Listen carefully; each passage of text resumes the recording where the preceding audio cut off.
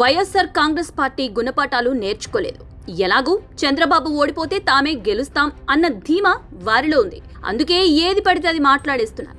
గతంలో కూడా అధికారంలో ఉన్న వైసీపీని ప్రజలు ఓడించలేదు. వారి తప్పిదాలే వారిని ఓడించాయి. వారు అధికారంలో ఉన్నప్పుడు వాడిన భాష గురించి ప్రజలకు తెలుసు. వారికి చిరాకు వేస్తుంది. అందుకే దరిదాపుల్లో కూడా రాకుండా ఓడించారు. కానీ ఎందుకు వైఎస్ఆర్ కాంగ్రెస్ పార్టీ నేతలు పెద్దగా భయపడ్డం లేదని అర్థమవుతోంది. ప్రజలను వారు చాలా తేలిగ్గా తీసుకుంటున్నారు.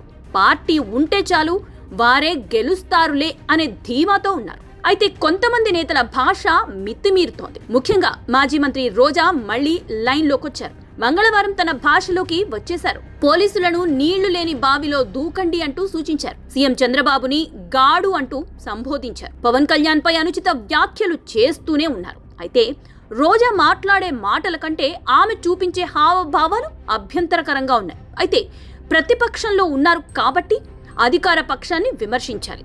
కానీ ఇదే రోజా లాంటి వారి వ్యాఖ్యల వల్లే వైఎస్ఆర్ కాంగ్రెస్ పార్టీకి ఈ పరిస్థితి వచ్చింది.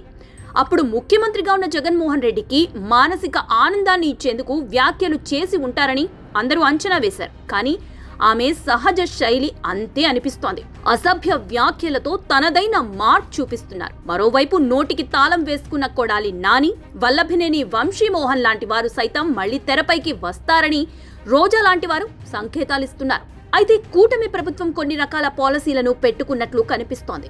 మహిళా నేతల విషయంలో ఇబ్బంది పెట్టకూడదని భావిస్తోంది.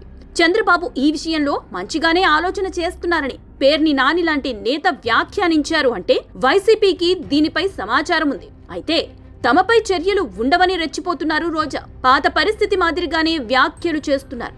విడుదల రజనీ అయితే మాకంటూ ఒక ఛాన్స్ వస్తుంది కదా అంటూ హెచ్చరిస్తున్నారు. రోజా మంత్రిగా ఉన్నప్పుడు చేసిన అవినీతి గురించి ప్రభుత్వం వద్ద సంపూర్ణమైన సమాచారం ఉంది. తిరుమల టికెట్లను అమ్ముకున్న వైనం దగ్గర నుంచి మంత్రిగా తన శాఖలో ఆడుదాం ఆంధ్ర పేరుతో సంపాదించుకున్న సొమ్ముల వరకు అన్ని లెక్క తీసి పెట్టారు.